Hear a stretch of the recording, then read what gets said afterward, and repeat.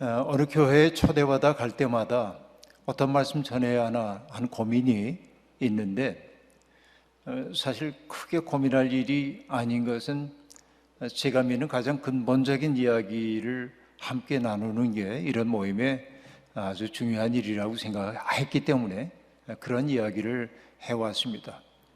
저는 먼저 어디부터 이야기를 시작을 했냐면, 우리의 생명이라고 하는 게 얼마나 신비한 사건인가 하는 것이었습니다.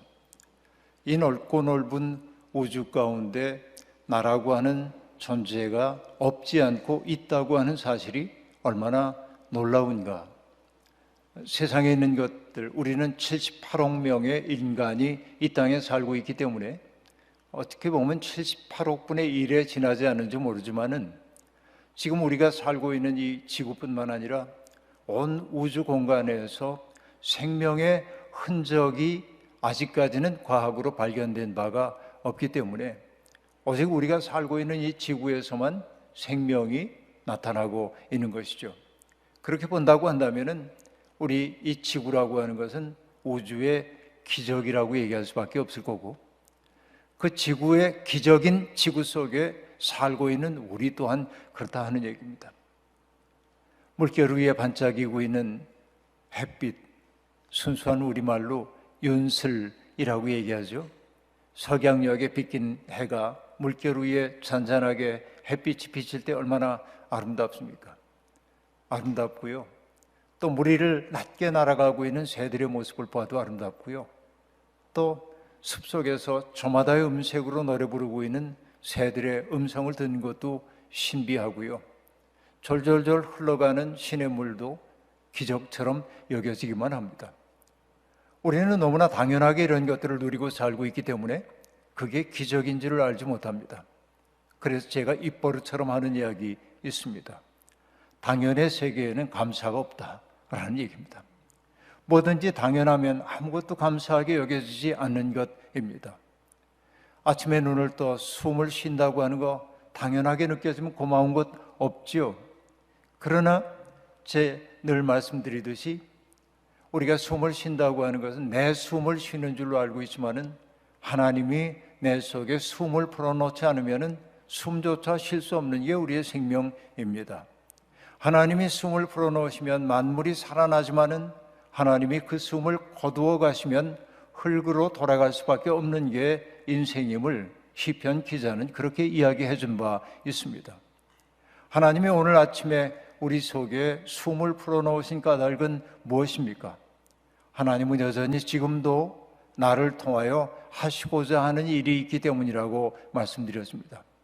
그래서 나의 존재라고 하는 것은 고립되어 있는 것처럼 보이긴 하지만은 아니요, 하나님이 나를 통해 꿈꾸고 있기 때문에 나의 삶의 존엄성이란 하나님의 꿈이 바로 나이기 때문에 존엄하다 하는 얘기를 했습니다.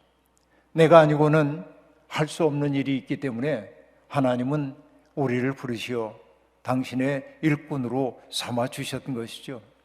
그런데 우리가 이 세상 살다 보니까 너무 어렵고 힘들고 경쟁에 지치고 그러다 보니까 내 삶이 존엄하다고 하는 사실을 잃어버렸고, 어느덧 어린아이 적에 우리가 깔깔깔하고 웃었던 밝은 미소 잃어버리고 얼굴은 점점 굳어지고 그리고 잿빛 어둠 속에 잠겨 들어가고, 그래서 우리의 표정 속에 해맑은 하늘이 비춰지지 않는 이것이 우리의 현실이 되어버리고 말았던 것이죠. 여러분께 말씀을 드렸는지 모르겠습니다만 가만히 보면요, 한자 공부를 좀 해보면요, 망할 망자는 여러분 다 잘 아실 텐데요, 망할 망자, 그 밑에 마음 심자를 쓰면은 잊을 망자가 되죠. 뭔가를 잊어버리는 것입니다. 그런데 망할 망자 밑에 있는 마음 심자를 좌측으로 끌어내면은 신방변이 되는데, 신방변 옆에 망할 망자를 쓰면 분주할 망자가 되는 겁니다. 두 개의 똑같은 캐릭터가 배치에 따라서 전혀 다른 의미가 됩니다. 연결해 보자면 분주함이란 우리로 하여금 근본적인 것을 잃어버리도록 만든다, 잊어버리도록 만들기도 한다라는 얘기입니다. 내가 누구인지를 알지 못하고 사는 것처럼 딱한 노릇이 어디에 있겠습니까? 하나님이 우리를 이 세상에 보내신 까닭은 뭔가를 시키기 위한 일이었는데 우린 그것을 잊어버리고 지내왔다 하는 얘기입니다. 일전에 어느 목사님이 웃으면서 들려주신 이야기가 떠오릅니다. 어린 시절에 자신은 둘째 아들인데 아주 뛰어난 형님과 아주 뛰어난 동생 사이에 끼어가지고 약간 좀 둔한 사람으로 자기가 살았더랍니다. 아버지, 어머니는 언제나 형이나 동생에게 큰 기대를 걸었을 뿐 자신에게는 어떤 일도 시키지 않는 겁니다. 어쩌다가 어머니가 돼지에게 여기 구정물을 갖다 돼지 여물통에 부어주라고 해서 모처럼 엄마가 이 일을 시켰기 때문에 감동해서 구정물통을 가지고 가면 돼지도 무시하는지 머리로 들이받아가지고 구정물 다 쏟아버리게 만들고 하는 일마다 자기는 잘 안 되었다 하는 얘기입니다. 그런데 어느 날 아버지가 늘 면사무소에 출근하던 아버지가 자기를 불러서 심부름을 시켰습니다. 면사무소 좀 다녀와라. 그래서 아버지가 내게 심부름을 시켰기 때문에 너무나 행복하고 기쁜 마음으로 면사무소까지 갔는데 왜 왔는지를 알 수가 없어요. 그래서 면사무소 2바퀴 이렇게 돌고 사무소 앞에 있는 느티나무 1바퀴 돌고 그래도 뭔지를 모르겠어서 늦지막하게 점심 무렵에 집에 갔더니 아버지가 꾸중을 하는 겁니다. 너 어디 갔다 오는 거냐고. 면사무소 갔다 왔다고. 이놈아, 내가 너를 보낼 때 아버지가 오늘 몸이 아파가지고 출근 못한다는 얘기를 하라고 보낸 건데 그 얘기는 듣지도 않고 갔다 왔어? 여러분, 우리 인생이 꼭 이렇다 하는 얘기입니다. 하나님이 우리를 여기에 보내셨어요. 뭔가를 하라고. 그런데 내가 뭘 해야 하는 사람인지는 잊어버리고 오늘 살고 있는 거 아니냐 하는 얘기입니다. 그렇죠. 그래서 그랬는지 모르겠습니다. 그리스 사람들은 사람이 죽을 때 레테라고 하는 강을 건너는데 혹은 뭐 스틱스라는 강 얘기도 합니다만 그 강물을 떠먹으면은 이 생에 있었던 모든 일들을 다 잊어버리고 만다 그런 말도 하는데 우리는 아직 레테의 강물 먹지도 않았는데 내가 이 세상에 보냄받은 까닭이 무엇인지를 까맣게 잊어버리고 살고 있다.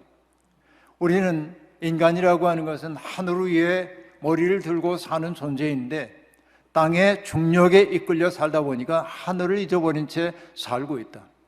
이 큰 세계 속에 나라고 하는 존재가 있다는 사실 그 자체가 기적인데 그러나 남들과의 경쟁에서 내가 패배했다고 해가지고 내 생 하찮게 여기며 살고 있는 것 아닌가. 내가 원하는 욕망 내 뜻대로 이루지 못한다고 해가지고 우리들이 그것 때문에 속상해서 나를 비하하며 살고 있지는 않는가. 행여 남들과의 경쟁에서 승리했다고 해가지고 우쭐거리는 마음에 우리가 살고 있는 것 아닌가 생각해 봅니다. 높은 곳에서 바라보면 높은 사람도 낮은 사람도 차이가 없는 겁니다. 높은 산 위에 올라가서 보면 넓은 평수 집에 사는 사람과 좁은 평수 집에 사는 사람의 차이가 없습니다. 하나님 보시기엔 그렇다 하는 얘기죠. 그런데 여러분, 우리는 온통 거기에 매여 살다 보니까 내가 하나님의 형상이라는 사실을 까맣게 잊어버리고 있다 하는 얘기입니다. 인간이 하나님의 형상이라고 한 말의 의미는 무엇이겠습니까?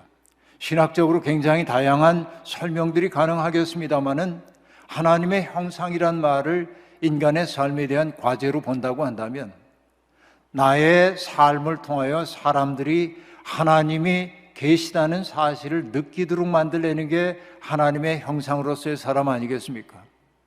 하나님이 계신지 나는 알지 못하지만은 당신을 보니까 하나님 계신 것 같아요. 이때 나는 하나님의 형상답게 살고 있는 거죠. 여러분은 어떻습니까? 여러분의 모습을 통해 하나님이 드러나고 있는지요? 어느 날 빌립이 예수님을 찾아와서 여쭈었습니다. 선생님, 우리에게 하나님을 보여주시면 참 좋겠습니다. 그때 예수님이 정색을 하고 빌립에게 말씀하십니다. 빌립아, 내가 그렇게 오랫동안 너희와 함께 있었는데 하나님을 보여달라고 하느냐? 그리고 하신 말씀이 뭡니까? 나를 본 사람은 아버지를 이미 보았다라고 말합니다. 예수 그리스도는 누구입니까? 하나님을 투명하게 비춰내고 있는 하나님의 형상이었던 것이죠.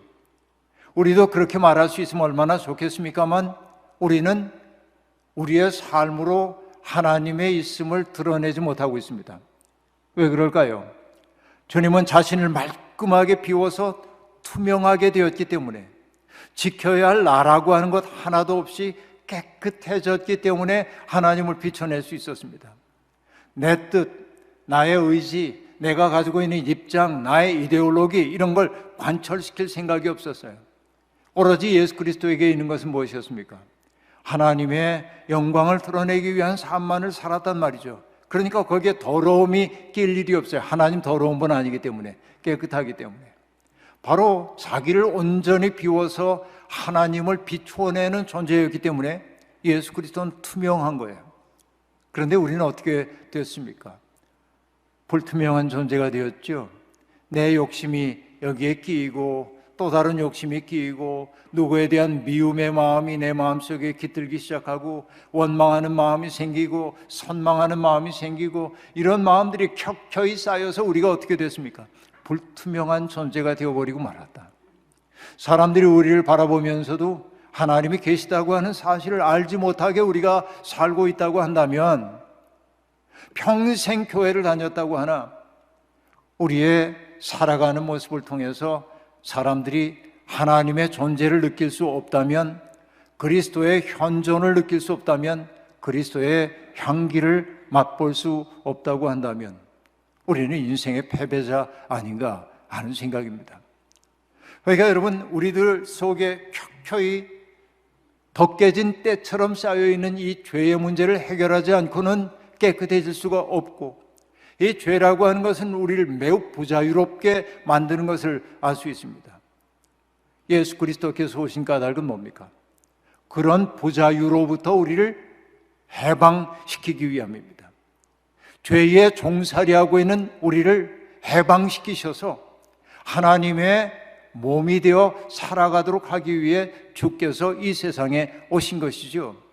예수 그리스도, 바로 그분이 이 세상에 오신 까닭은 우리를 풀어내기 위해서입니다. 나사렛서는 우리가 잘 알죠. 내가 이 세상에 온 까닭을 뭐라고 얘기했습니까? 어떤 분의 표현대로 이렇게 얘기할까요? 가포 눈물, 그렇게 말하는데, 가난한 사람에게 복음을 전하고 포로된 자에게 해방의 복음을 전하고 억눌린 사람들을 해방시켜주고 그 다음에 눈먼 사람을 다시 보게 하는 것, 바로 이것이 내가 보냄을 받은 까닭이라고 예수 그리스도는 말씀하셨습니다. 약자로 얘기했는데 기억하기 좋죠. 가포 눈물입니다. 그리스도는 이렇게 우리를 해방해서 온전한 인생을 살도록 하고 싶어 이 세상에 오셨던 것입니다. 그래서 엊그저께도 얘기한 대로 예수님에게는 구현해야 할 자기라고 하는 게 없었어요. 오로지 하나님의 뜻을 행할 뿐이었습니다. 주님은 누구를 카피하려고 하지 않았어요.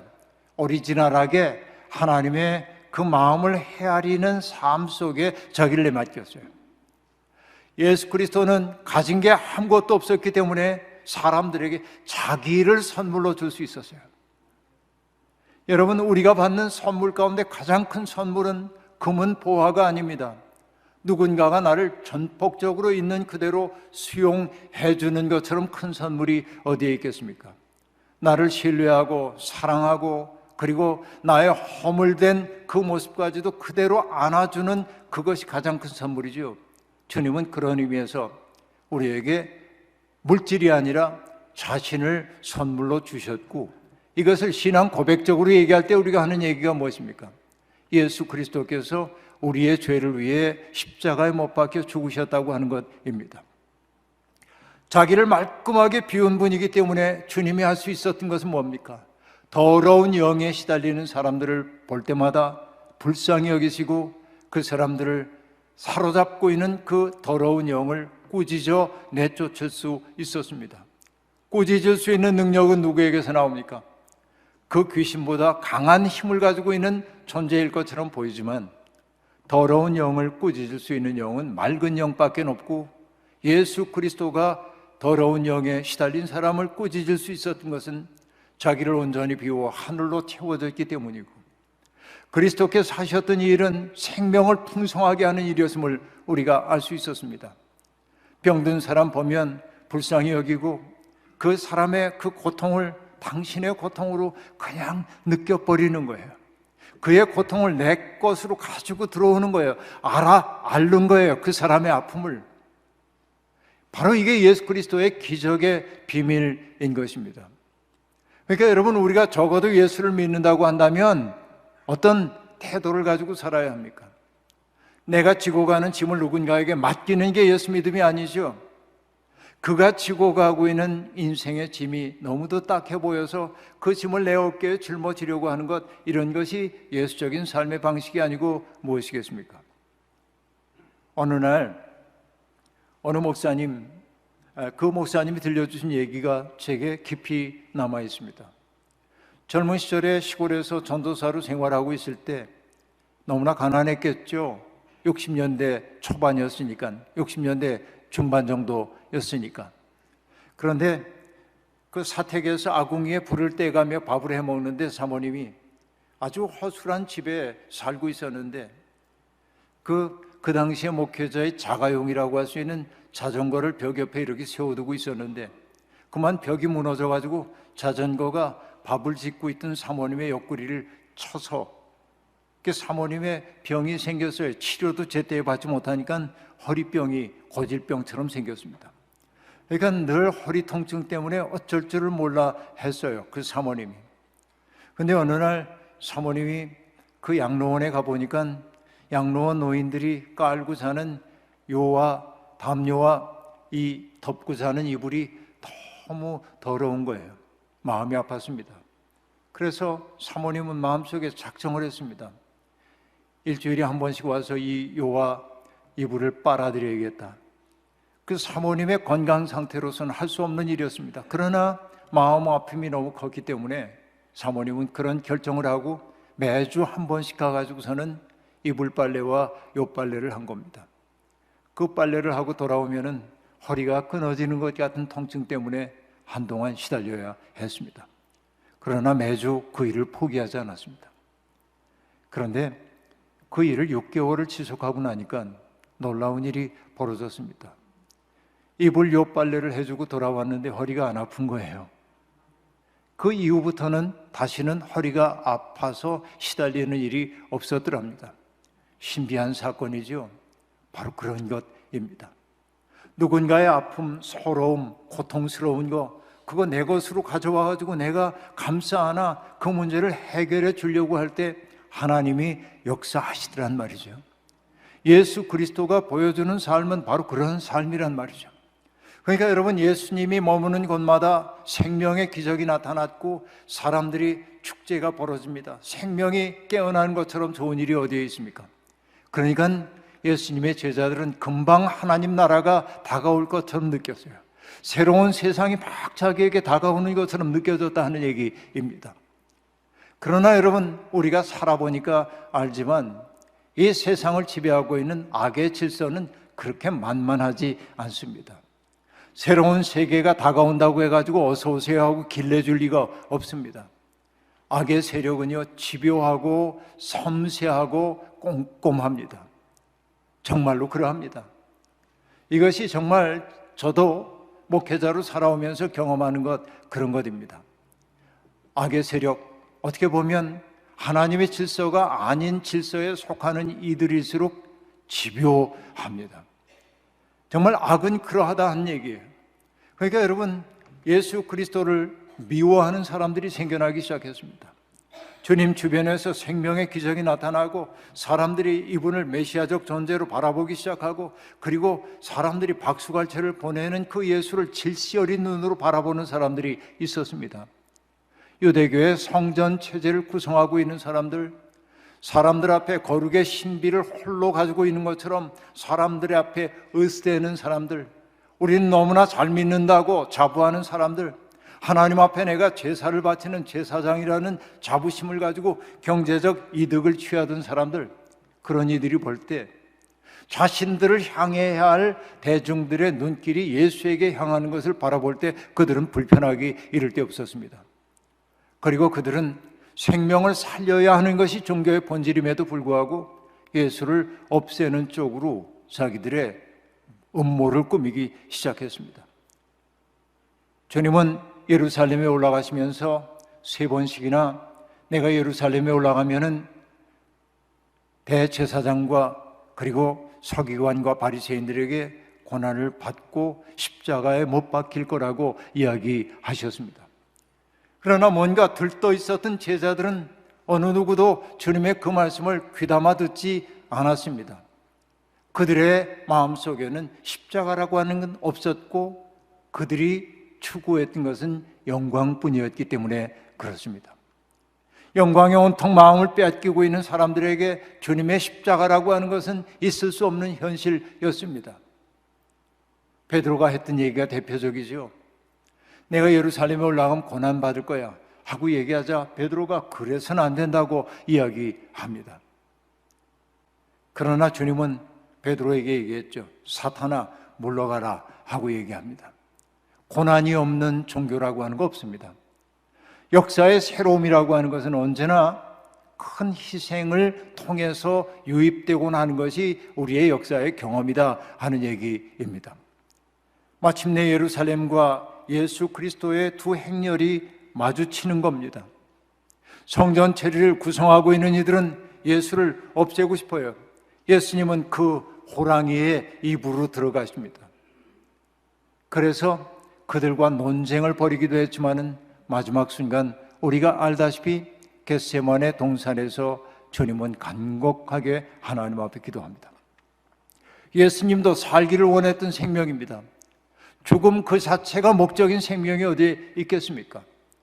우리는 예수 그리스도가 십자가를 지시기 위해 이 세상에 온 것처럼 말하지만 아니요, 주님은 살기 위해 오셨지만은 그 삶의 결과, 하나님의 뜻대로 살려고 한 삶의 결과 그에게 주어진 것이 십자가였고, 그러나 그 십자가를 통해서 하나님은 구원의 역사를 이루셨던 것이죠. 그런데 여러분, 예수 그리스도 겟세마네 동산에서 기도하실 때 뭐라고 기도하셨습니까? 하나님, 할만하시거든 이 잔을 내게서 물려주십시오.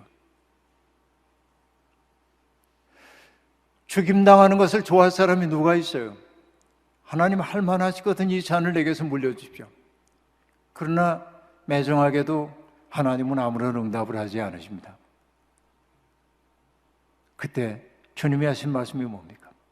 그러나 나의 원대로 마옵시고 아버지의 원대로 하옵소서 하고 말합니다. 너무나 많은 사람들이 이 겟세마네 동산의 기도를 한 호흡에 말해버리고 맙니다. 아버지 할만하시거든 이 잔을 내게서 물려주십시오. 그러나 나의 원대로 마옵시고 이렇게 얘기합니다. 그러나 그러면 안 됩니다. 이건 두 호흡입니다. 할만하시거든 이 잔을 내게서 물려주십시오. 정말 간절히 그렇게 원했어요. 눈물을 흘리며 기도했어요. 그러나 하나님이 깊은 침묵을 하고 계십니다. 침묵이 응답임을 주님을 알았기 때문에 그 운명 받아들이는 거예요. 나의 원대로 마옵시고 아버지의 원대로 하옵소서. 내가 원하지 않는 그 운명을 수용하는 것이 믿음 아니고 무엇이겠습니까? 내가 원하는 바만 이루어지는 게 믿음이 아니지요. 내가 원하지 않는 그 운명을 내 운명으로 수용해요. 왜?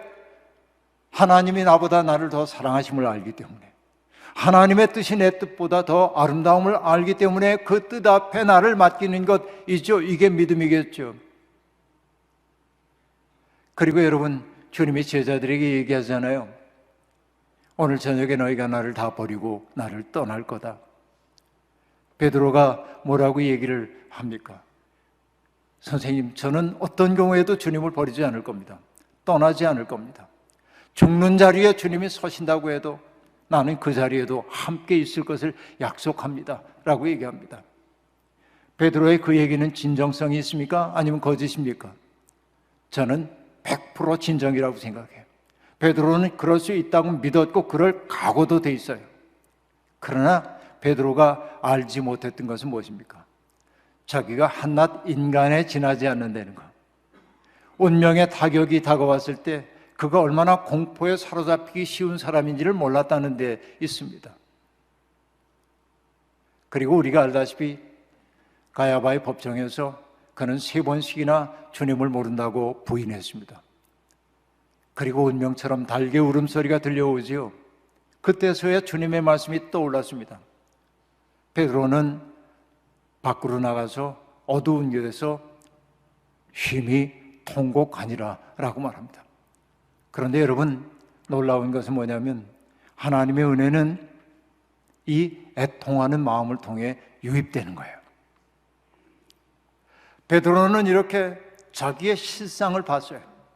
내가 얼마나 형편없는 존재인지, 내가 얼마나 큰 소리만 치는 사람인지, 이전에는 자기가 꽤 근사한 사람이라고 생각했는지 모르겠어요. 그러나 자기가 공포 앞에서 자기의 의지가 얼마나 무력한지를 깨달았을 때 비참했어요. 애통했어요. 통곡했어요. 그런데 여러분, 애통하는 그 마음이 하나님의 은혜가 유입되는 통로예요. 우리도 살다 보면 여러분, 정말 많은 나 자신에 대한 실망감에 사로잡힐 때가 얼마나 많은지 모릅니다. 내가 그것밖에 안 됐나 하는 생각이 들죠, 시시때때로. 그런데 문제는 뭐냐면 울지 않는 데는 데 있어요. 변명합니다. 난 이래서 그랬고 누구 때문이고, 이런 변명을 하다 보니까 우리는 스스로에 대해 절망하지 않기에 하나님의 은혜를 받지 못할 때가 있어요. 베드로는 울었어요. 애통했어요. 그런데 우리는 압니다. 하나님은 애통을 통해 은혜를 주신다는 사실 말이죠.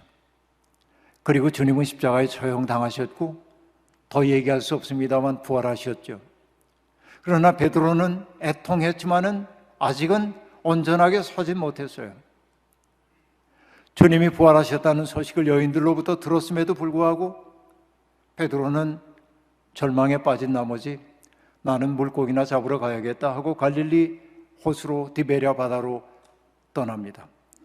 다른 친구들도 나도 같이 가자고 하고 떠나갔습니다. 그리고 여러분 아시다시피 배를 띄우고 디베랴 바다에서 그물을 던졌지만은 마치 그 그물이 자기들의 허망한 마음 속에 던진 것인 양 아무것도 잡혀 올라오지 않는 거예요. 속이 더 쓰렸겠죠. 그때 새벽녘에 저만치에서 한 분이 그들을 보고 말을 건넵니다. 뭘 좀 잡았습니까? 하나도 잡지 못했습니다. 그렇군요. 그렇다면 배 오른쪽에 그물을 던져보시죠. 그들이 그 말에 이끌리듯 배 오른쪽에 그물을 던지자 너무나 많은 물고기가 잡혀 올라와서 배가 가라앉을 정도가 되는 겁니다.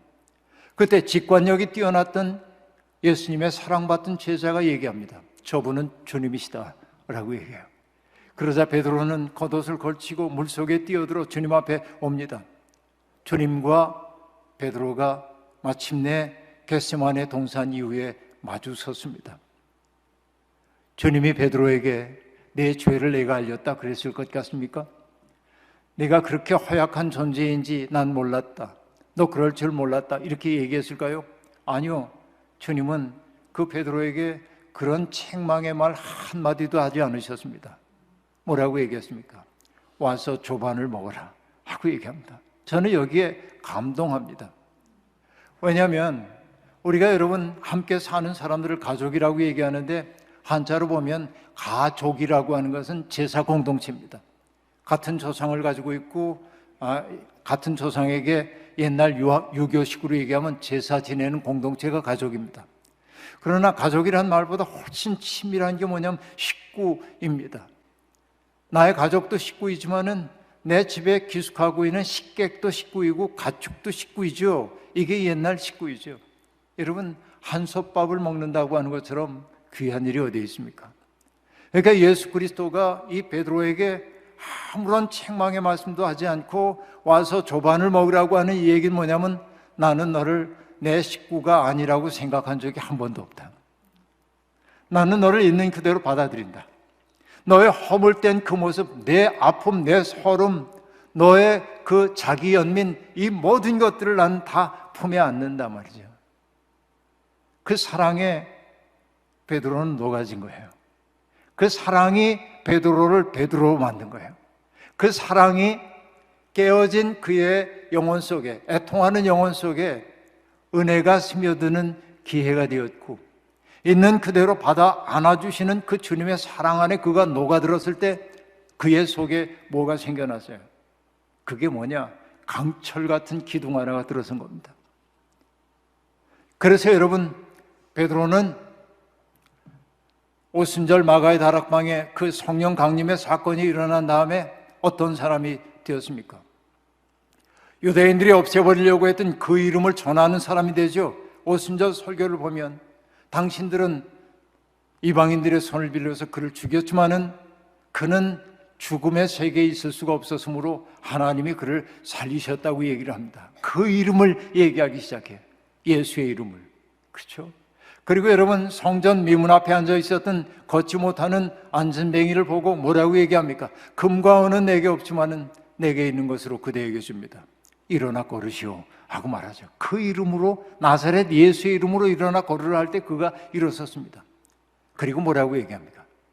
천하 인간에게 주신 이름 가운데 구원을 얻을 수 있는 다른 이름이 없다는 거예요. 예수의 이름만이 구원을 얻도록 한다는 거예요. 베드로는 당당하게 고백했습니다. 그 이름을 없애려고 했던 사람들은 당혹감을 느낍니다. 그래서 베드로와 사도들을 붙잡아다가 산헤드린 공의회라고 하는 공의회에서 그들을 신문하면서 위협합니다. 다시는 그 이름으로 말하지 말라는 겁니다. 예수의 이름 불길에 말하지 말라는 거예요. 위협하면 고분고분 들을 거라고 생각했습니다. 그들이 몰랐던 게 무엇입니까? 제자들의 마음속에 기둥이 들어섰다는 걸 몰랐던 거예요. 어느 누구도 흔들 수 없는 기둥 하나가 들어선지를 몰랐다는 것입니다. 그래서 베드로가 하는 얘기가 무엇입니까? 당신들의 말을 듣는 것이 옳은지 하나님의 말씀 듣는 것이 옳은지 판단해 보시오. 우리는 보고 듣고 경험한 말을 말하지 않을 수 없소라고 말합니다. 산헤드린 공의회는 제자들을 매질하여 내보냅니다. 여러분, 예수의 이름 때문에 매를 맞아 있고 박해를 당했습니다. 우리 같으면 정말 재수도 없네, 그럴는지 모르지만 산헤드린 공의회에 벗어나온 제자들이 어떻게 반응했습니까? 그 이름을 위하여 능욕받기에 합당한 자로 여기시며 여김을 능욕받기에 합당한 자로 여겨주심을 기뻐하였더라. 이렇게 말할 수 없는 기쁨이 그들에게 있어요. 믿음의 신비는 바로 이런 것입니다. 깨어져 열린 마음 속에 하나님의 은혜가 들어오고 그 은혜는 우리의 허물까지 다 감싸는 은혜이고 그 은혜에 사로잡히는 순간 우리 속에 기둥 하나 생기는 거고 그 기둥이 생긴 사람은 당당하게 자기의 인생을 살아가기 시작한다는 거죠. 제자들이 묻습니다. 주님의 나라가 임할 때가 지금입니까? 주님이 대답합니다. 그 날과 시기는 아버지의 고난 아래에 있는 것이다. 너희가 뭐라고 말할 수 없는 것이다. 그리고 하신 말씀이 뭐예요? 오직 성령이 임하시면 너희가 권능을 받고 예루살렘과 온 유대와 사마리아와 땅 끝까지 이르러 복음의 증인이 될 것이다 라고 말합니다. 우리들 속에 이 기둥이 있습니까? 이 권능이 우리 속에 있습니까? 여러분, 갈보리 교회가 300 선교회를 통해서 많은 복음 전하는 거 들으며 저는 기뻐합니다. 왜냐하면 주님은 여러분을 통해서 세상에 고통받는 사람들을 터치하고 치유하고 온전하게 하기를 원하기 때문에 그렇습니다. 그러나 우리가 잊지 말아야 될 것 또 하나 있습니다.